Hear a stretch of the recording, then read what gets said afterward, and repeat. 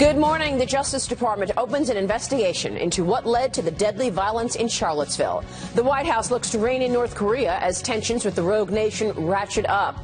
And will President Trump keep the heat on Senator Mitch McConnell to get something done on health care? Good morning, everyone. I'm Maria Bartiromo. Welcome to Sunday Morning Futures.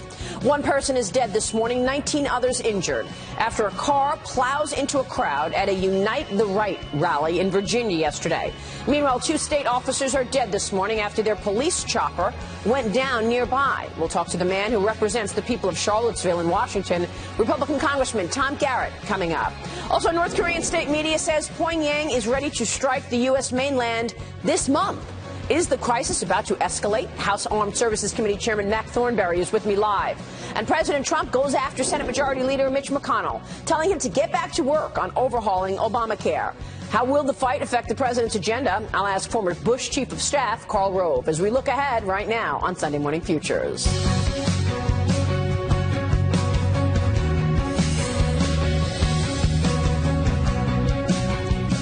And the federal government is launching a civil rights investigation this morning after a violent white nationalist rally in Virginia turns deadly. A horrific scene captured on video as a car plows into a crowd in Charlottesville, killing one person, injuring 19 others, 5 of them critically injured. Police believe it was intentional, and they have arrested the suspected driver, 20-year-old James Alex Fields of Ohio.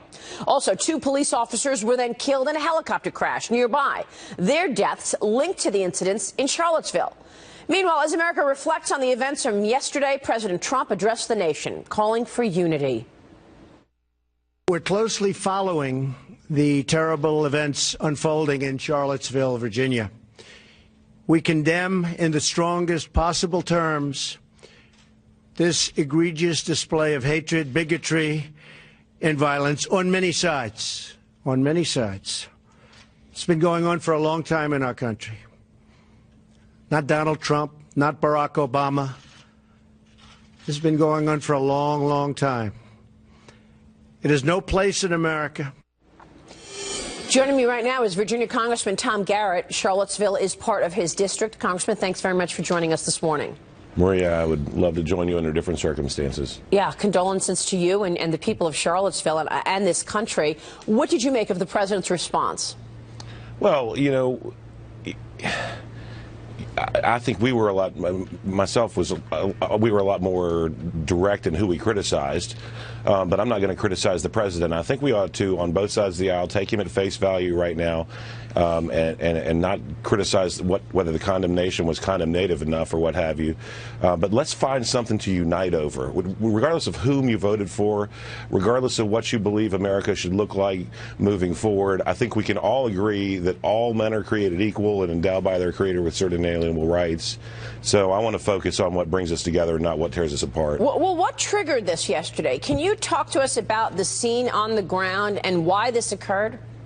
Well, you've got a small handful of local radical lunatics, but I want to point this out because the 5th District of Virginia is unique among congressional districts in its place in American history.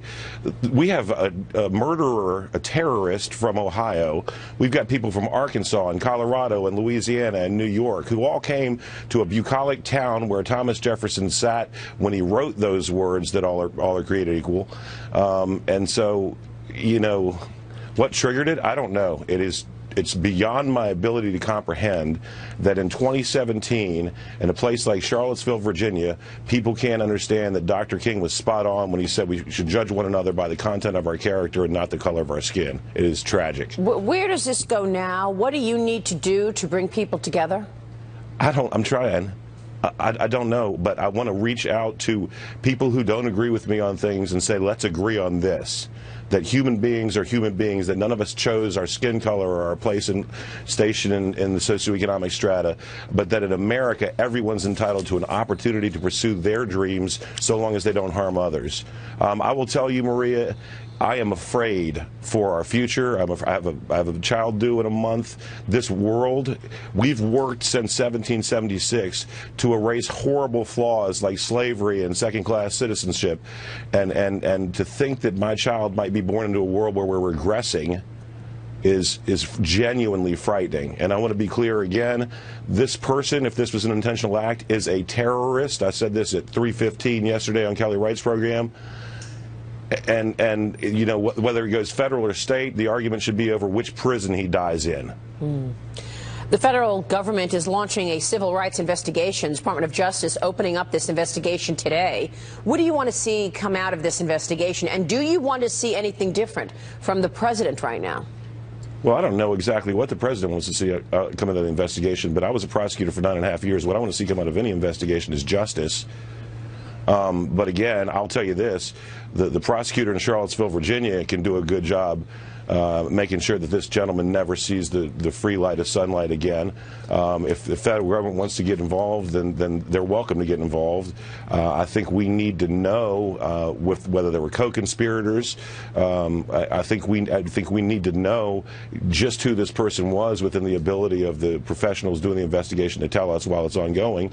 Because I think when we wrap our brain around what a deviant this individual probably was, we might realize that we have more in common with one another condemning him across the political spectrum than we do with the monster that would do something like that with intent. Yeah, I mean, let's talk about the driver for a moment. I mean, do we know what was going on? Was he on something? What was happening in his mind to plow into this group? Well, look, I mean, I think that most of the horrible actions that people commit are driven by fear. Fear creates hate. Hate creates action. And we need to really spend time trying to understand each other and respect each other. I think that's one thing that the president did say that kind of got short shrift. In other words, when he said we have a responsibility to respect one another, and in a perfect world we should love one another. That's very true. It just, again, I mean, to ask me what made this happen or what, I can't wrap my brain around it. Right, right. Meanwhile, the 2 police officers who were killed in the helicopter crash nearby, that was indirectly linked to what was happening. Can you give us some background on that? Well, I'll tell you, I prosecuted for just under 10 years, and I was the elected prosecutor in the county adjacent to the county where Charlottesville is. I know a lot of troopers. I know a lot of law enforcement professionals who are on the ground in Charlottesville, and you know, when I heard about that, I just prayed for the professionals who are willing to put their lives on the line to stand between people who were spewing hate and invective. Yeah, I mean, it's their deaths were linked to the incidents in Charlottesville, but it's sketchy in terms of why. What was behind that crash? Well, I'm not going to comment on that right now. I have been in touch with the Secretary of Public Safety. I want to tip my hat to my colleague from the other side of the aisle, Governor McAuliffe, and to Mayor Signer in Charlottesville, who I often disagree with, but I think really put some poignant statements out yesterday encouraging folks who want peace and harmony just to go home. I know a little bit about the accident, but I think I'm going to let the professionals do their job. Congressman, what can you tell us in terms of what's behind this horrific situation? Well, I mean, again, you know, the sad thing is that they were able to find hundreds of people who think that they're better than others based on the color of their skin. I guess if there's any good news, they had to dig through a nation of 323 million to find them. Then the downside is that when these clowns go home, they're going back to Louisiana and New York and Arkansas and Ohio, and that means that there are people who think that this sort of worldview is okay, and this is an opportunity, I hope, for folks across the political spectrum to say these clowns do not represent nor have a legitimate place in the America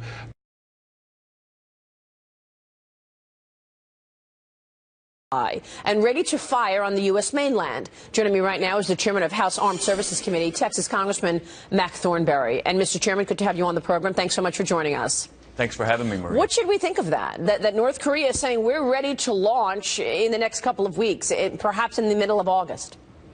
Well, North Korea has a history of inflammatory rhetoric, but at some point we've got to take what they say seriously. And so what we have to do is really augment our defensive capabilities so that if they launch something, we can knock it down. So last week we spoke with UN Ambassador Nikki Haley. I want to ask you about what Ambassador Haley had to say, get your reaction to it. Here's what she said last week. We hope that they don't do anything further. We hope that they stop this reckless activity. We hope we don't have to do anything. But all options have always been on the table and will continue to be on the table. Congressman, what are those options? Well, there are a variety of military options, diplomatic options, economic sanctions options, which all have to be available. But I think Ambassador Haley is exactly right, or as Dr. Kissinger wrote yesterday, for decades our policy has been condemnation and procrastination. We have tried to hope this problem away. It is not going away, and so what we have to do is increase our military capability there in the region to make it clear to North Korea and to China that we're going to stand up and defend ourselves and our allies. Yeah, I want to ask you about China in a moment, but let me ask you about this idea that, in fact, their missile can reach the U.S. mainland. Do we know that for fact that they actually have the capacity to reach the U.S. mainland right now, or is that speculation? Well, I think the whole government has been surprised at the progress North Korea's missile program has made. On July 4th and then about a week ago, there were 2 missile launches which could reach part of the continental United States. Now, they were aimed straight up and straight down, but if you alter that trajectory and point them more in a sideways direction, they can reach us. We've known they've had nuclear weapons for some time, and so the acceleration of their testing and as well as their aggressiveness is what makes this such a dangerous time, I think everyone acknowledges. What are the connections to Russia and Iran? You know, we've talked about the so-called axis of evil, North Korea, Iran, and Russia. Are there connections there that you can tell us about? Then I want to ask you about the Far East. Well, without going into too much detail, North Korea did not make these leaps on its own. It's had help from others. We have some information about that help, but the key is we are where we are. And unfortunately, our side has underfunded missile defense and as well as other military capability for so long, and now we're playing catch up to meet the threat. That is where I think we really need to focus our efforts. For example, when Congress comes back next month, we need to pass the full-year military funding bill at adequate levels to pump up our missile defense, to get our ships and planes in good repair so that we can better meet this and other threats around the world. Yeah, we've talked a lot about the readiness or lack of our military right now, not just missile defense systems, by the way. What do your colleagues in Congress have to say about that, given that they were part of the issue to vote against increasing funding for missile defenses? Well, I think it's been a wake-up call for members of Congress on both sides of the aisle in both the House and the Senate. And you're exactly right. The current state of our readiness is partly the responsibility of Democrats and Republicans in Congress, both of whom try to use military funding as political leverage for their other projects. We can't do that anymore. We've got to face these threats straight on and fund the military at the level it needs to, regardless of these other factors. That's absolutely right. Let me ask you about the Far East, China. Are we giving up on China at this point? They haven't done anything to rein in North Korea. What should we be doing in terms of China? Does it include increased sanctions on Chinese companies? What to do there? And what about Japan? Yeah.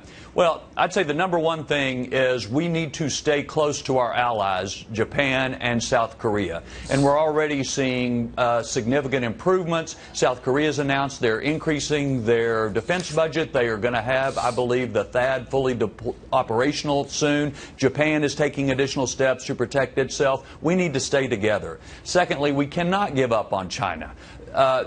I think the only way this gets resolved peacefully is either we accept North Korea that can hold us hostage, or we and China work together to put North Korea on a different track.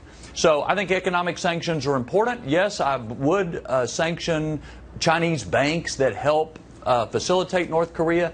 But even more important is for us to put significantly more military capability right there in the region, which happens to be on China's front porch.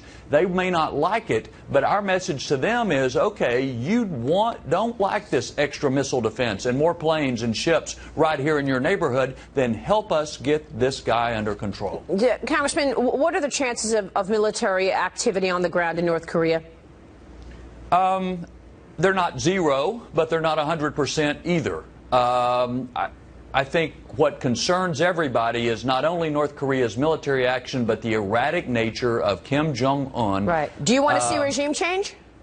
I don't think we have to see a regime change unless he doesn't change his direction. If he's going to threaten us, then their regime is in danger. Okay. We will. Then their regime is in danger. That's the bottom line. Congressman, good to see you. Thanks very much for joining us this morning. You're welcome. Thank you, ma'am. We'll be right back with Karl Rove. Stay with us. Citizens must also restore the bonds of trust and loyalty between one another. We must love each other, respect each other, and cherish our history and our future together. So important. We have to respect each other, ideally each other. President Trump asking America to look in the mirror after yesterday's deadly violence in and calling for unity. Daughter Ivanka Trump also echoing the point. This morning, we must all come together as Americans and be one country united. Hashtag Charlottesville. Joining me right now is Karl Rove, former senior advisor and deputy chief of staff to President George W. Bush and a Fox News contributor. Always a pleasure, Karl. Thanks so much for joining in the conversation here. Your reaction to the president's response to Charlottesville. I know the mainstream media is going nuts all morning saying that he should be slammed. What did you think? Well, I don't say slam, but I'm frankly a little disappointed. It was a missed opportunity. I thought his opening statement was pretty darn good up to a point. Yet he said, we condemn in the strongest possible terms this egregious display of hatred, bigotry, and violence. And I thought that was a great beginning. But then he veered off. And he clearly was reading, not reading off of his script. He said, on many sides, on many sides. It's been going on for a long time in our country. Not Donald Trump, not Barack Obama. It's been going on for a long, long time. Sort of like defensive, and it's not my fault, and this isn't me, this isn't Barack Obama. I thought the Attorney General of the United States hit a much better tone when he announced his federal investigation of this. Attorney General Jeff Sessions said, the violence and deaths in Charlottesville strike at the heart of American law and justice. When such actions arise from racial bigotry and hatred, they betray our core values and cannot be tolerated. I thought that was a strong statement. I don't know why the president missed this opportunity. We need in moments like this, the president, to express our values, to express our angst, to express and to comfort us. And instead, we got, it's not my fault, on many, many sides. Look, let's be clear. This occurred because a group of white, racist supremacists, Nazis, chanting anti-black, anti-Jewish slogans, marched through the city of Charlottesville in a deliberate attempt to provoke a confrontation. Now, was there violence perpetrated by the counter-protesters? Absolutely. Yeah. But this occurred because a group of white supremacists attempted to provoke a confrontation, and the president should have, in my opinion, condemned them in the kind of terms that his attorney general did. No doubt. But at the same time, you see what's coming out of the left. You know, Nancy Pelosi tweeting, "Repeat after me, Donald Trump. White supremacists do not belong here," or whatever she said, but repeat after me, she said in her tweet. Chuck Schumer coming out immediately, condemning the president for his response. I mean, on the one hand, they're saying let's all get together and have some unity here, and on the other hand, they're fueling this fire against the president. Yeah. Because maybe his response wasn't exactly what they wanted. It wasn't exactly perfect.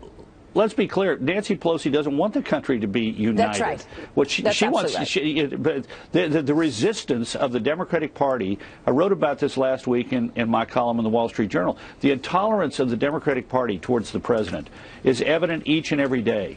They can't find, any moment in which they could join with him.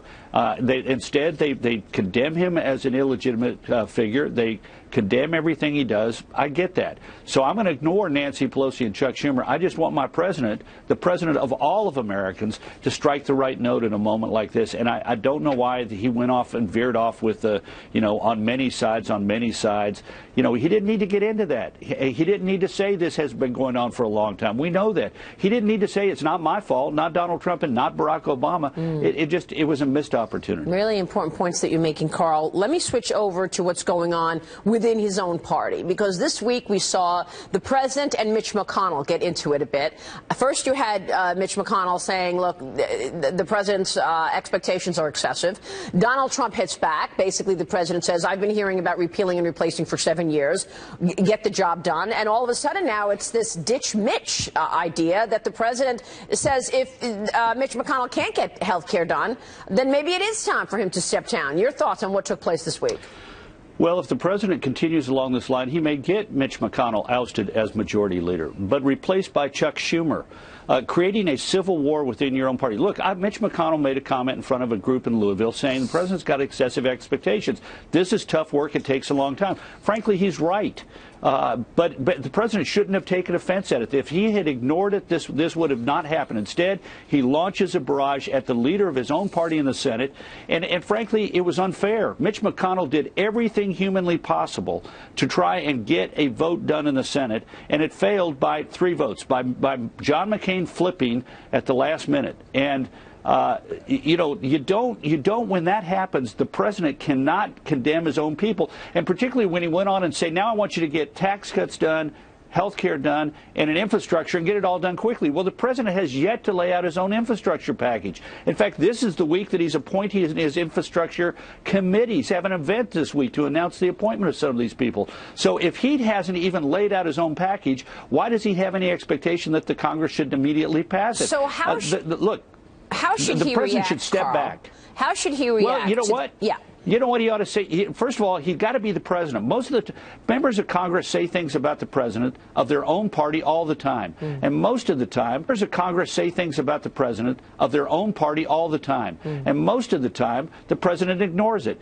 And if he has something to say about it, and I was in a White House for 7 years in which lots of Republicans said things about the president that I served, and what he would do was ignore most of it. And if he had something to say about it, he would say it privately and end up having a better understanding, a better relationship. A civil war inside the Republican Party will hurt the Republicans in the Senate in 2018, but after 2018, all the damage will fall on the head of the president. If he loses control of the Senate, how many investigatory committees led by partisan Democrats does he think he's going to enjoy? And in 2020, if his point is you can't get anything done, in 2020 people will say, you know what, I've heard you complain about the Republican Congress not getting anything done, but you're the Republican president and you haven't gotten anything done. All right, so let me ask you this is dangerous for the president. Very dangerous. All the right points, obviously. But let me ask you this. How should he deal with the fact that we know that there is a group of Republicans who probably don't care if he succeeds or not? I mean, seriously, don't you think that's true, Carl?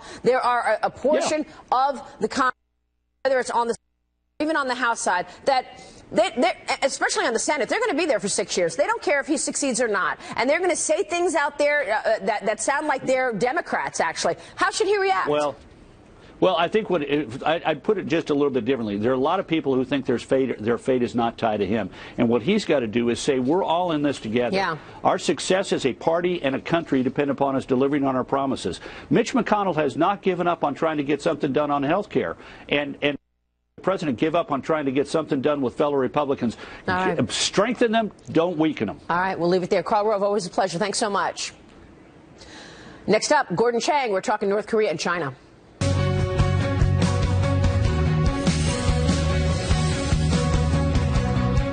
Welcome back. Tensions continuing to rise between the United States and North Korea. President Trump again calling on China, North Korea's most valuable trade partner, to step in and pressure Kim Jong-un to negotiate in hopes of avoiding an all-out nuclear war. Let's bring in columnist for the Daily Beast, author Gordon Chang is with us right now. He is in Toronto this morning, and it is good to see you, Gordon.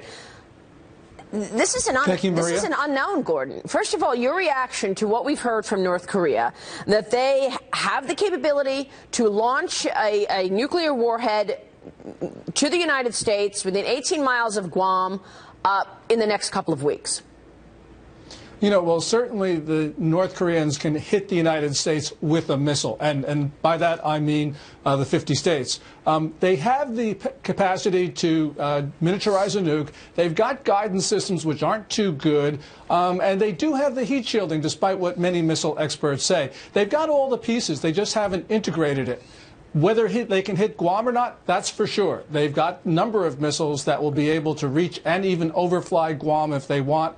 I don't know if they'll actually do that. That's going to be dependent on the diplomacy between President Trump and Xi Jinping, plus a lot of other things that the United States can do to push China in a better direction, because we haven't really tried to do that to the extent that we need to. Yeah, I want to read you a quote from Mac Thornberry, the chairman of the Armed Services Committee in the House. He just joined us 5 minutes ago. And he said to me, I said to him, do you want regime change? He said, if Kim Jong-un is going to continue to threaten us, then yes, their regime is in danger. What are your thoughts about the U.S. taking out Kim Jong-un? Well, we shouldn't be doing that now. We have a lot of non-kinetic options that we can employ. And indeed, we have to do this because war on the Korean Peninsula would be horrific. As Secretary of Defense Mattis has said, we would have casualties perhaps in the hundreds of thousands in the first hours of a war. So clearly, we need to do everything possible to avoid that. And we do have the tools, Maria. You know, we can sanction Chinese banks for money laundering for the North Koreans. We should be stopping the flow of semi-processed fissile material from China to North Korea for their nuclear weapons program. All sorts of things that we have the capacity and capability to do immediately. And we have not done as good a job of that either in this administration or in prior ones. So before we actually start to talk about war, I think that we should be employing these tools, because I think that by themselves, these non-kinetic tools can actually disarm North Korea, because we have overwhelming leverage over China, and China has overwhelming leverage over North Korea. Yeah, I want to ask you about China. Obviously, your first book, The Coming Collapse of China, then you followed up with the nuclear showdown. North Korea takes on the world in that next book released by Random House. What can the U.S. be doing with China? I saw you on the air a couple of days ago, and you said President Trump's response was as much about North Korea as it was speaking to China. Tell me about that. Yeah, I was talking about the fire and fury comments, and yes, that reinforces the notion of deterrence, and we need to do that with North Korea, because once they're confident in their arsenal, they can do all sorts of things that could trigger Armageddon. But I thought that that comment was more directed to China to instill a sense of urgency in the Chinese, because I don't think that they have it. And also, I think the Chinese doubt President Trump's political will, which I think is a mistake on their part. So I think Trump was actually talking to Beijing saying, look, you got to get this done.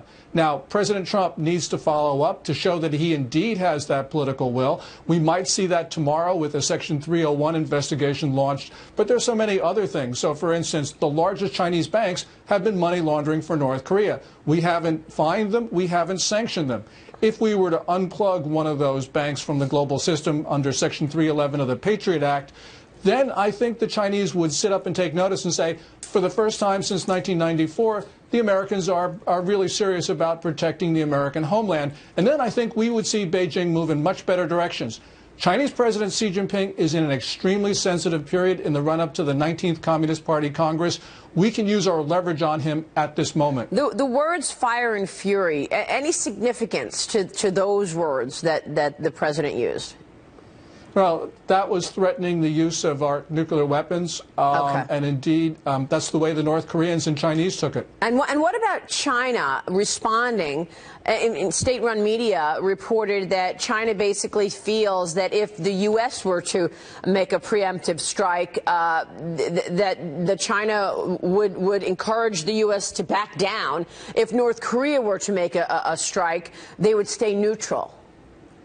Yeah, the Global Times article that you're referring to, it's semi-official media, and I think it did actually speak for Beijing in this case, is really a restatement of what many Chinese foreign policy analysts and diplomats have been hinting for some time. But what they've done now is they've actually codified it in a way that we can look at it. So, clearly China is on North Korea's side. They've been supplying ballistic missile equipment and probably technology for North Korea's most advanced missiles. They've been weaponizing North Korea. We've been letting them do that. And when historians write the history of this period, they're going to be focusing on the failure of American presidents to use all the elements of our national power to protect the American people. Yeah, and I hope that President Trump changes that. So real quick, Gordon, what did you make of the president's response?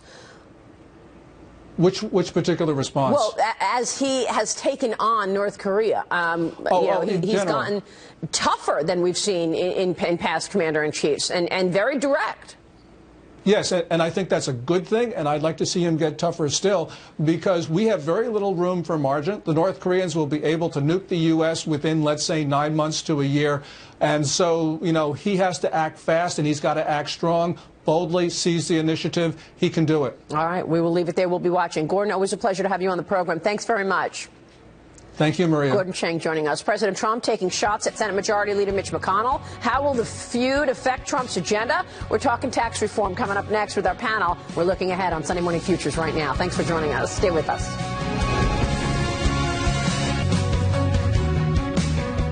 Welcome back. President Trump keeping up the pressure on Senate Majority Leader Mitch McConnell over the failure to move the president's agenda forward. The president tweeted this: Mitch, get back to work and put repeal and replace tax reform and cuts and a great infrastructure bill on my desk for signing. You can do it. Let's bring in our panel. Guy Benson, political editor of townhall.com, and Charlie Hurt, opinion editor of the Washington Times. Both are Fox News contributors, and it is great to see you both. Thank you so much for joining us. Your reaction, Guy, to what's going on? Well, look, I understand the president's frustration, and I think he's channeling the frustration of a lot of conservative voters who said there were 7 years of promises on Obamacare.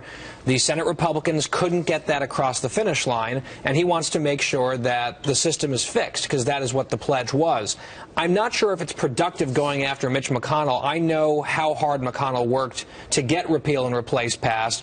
His beef, his problem is with the 3 Republican senators who voted no. McConnell did everything he could in sort of begging, borrowing, cheating to get these guys to vote yes, and ultimately it was Collins, Murkowski, and McCain who sunk that. So, again, Trump calls people out. This is sort of how things roll. My guess is McConnell's going to keep his head down and keep his job, because he's very good at it, and he's got the support of his members, of his conference. Yeah, but what is he going to do about this division going on? I mean, there are these senators that, I mean, look, what was John McCain's move all about, Charlie? What do you think that was? That was a surprise. We thought he was going to come here and actually close the deal. I thought I was absolutely shocked. That was the most shocking vote, I think, that I saw out of that whole thing.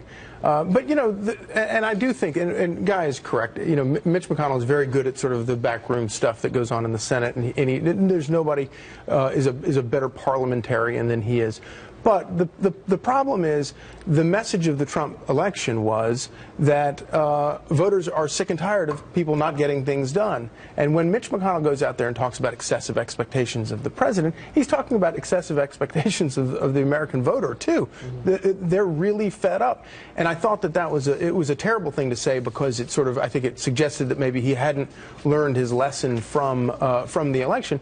But, speaking of excessive expectations, when Mitch McConnell set out to prevent Antonin Scalia's seat from being filled by Democrats, he didn't start from the position of excessive expectations. He lashed himself to the rudder and headed for the fight, and protected people like John McCain for a year and a half from having to make any tough votes on that.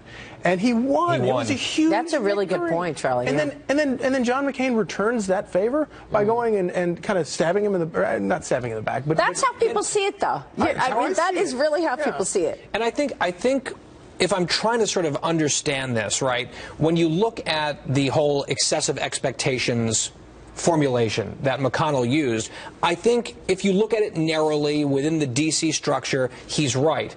However, if you're a voter out there and you've heard the Republicans tell you in 2010, you got to give us the House, and then 2014, you got to give us the Senate, then 2016, we really just need the White House. And you say, okay, and you keep showing up and saluting.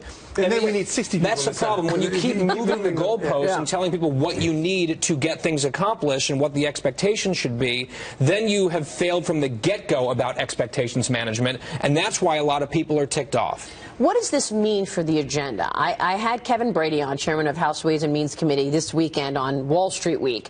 He's so adamant about getting tax reform done. He's going to the Reagan Ranch in California on Wednesday, going to make a big event about it. He's talking about all the principles that they want. They've decided to do away with the border adjustment tax.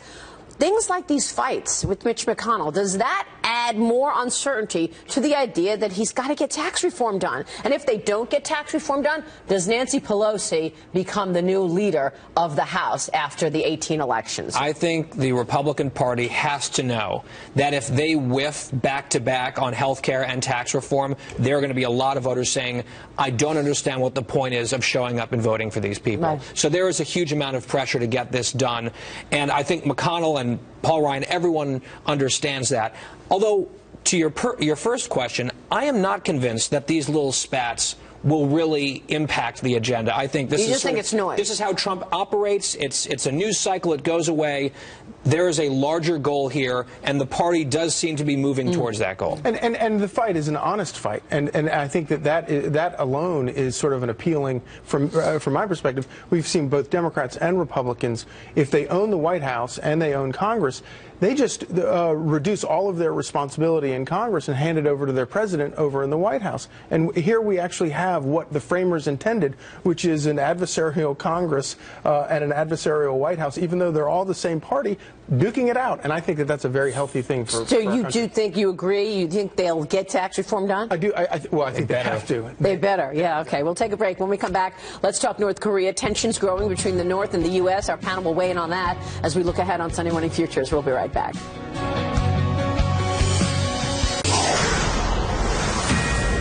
Welcome back. This alert now. Police in Charlottesville now identifying the victim in yesterday's deadly car crash in Charlottesville, Virginia. Authorities say 32-year-old Heather Heyer was one of the pedestrians in the crowd when that car plowed into them. 19 others suffered injuries ranging from serious to minor. A suspect is in custody, and of course she was pronounced deceased at the hospital. We are back with our panel this morning, Guy Benson and Charlie Hurt. Terrible situation in Charlottesville. Your thoughts, Charlie? No, it's incredibly sad.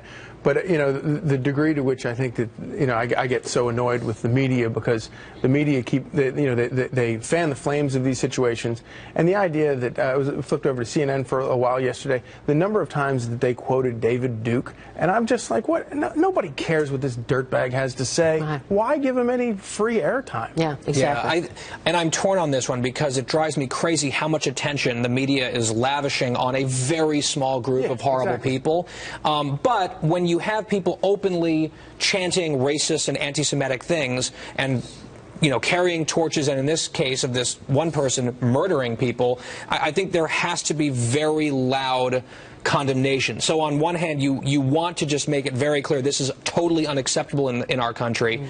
On the other hand, we really are, I think, inflating the importance and the relevance of these garbage people. Yeah, I think that's a really good point. The founders, you know, intended for us to be allowed. They called it multiplicity of faction. It was going to be a loud, clamorous democracy, and that's the way it's intended to be. And as long as you have a lot of voices out there, you know, these miscreants, they're never going to generate the critical mass needed to do anything. Yeah, so how was the president's response then? I mean, he said hatred and bigotry, which was all right. Yeah. And then he seemed to ad-lib a bit.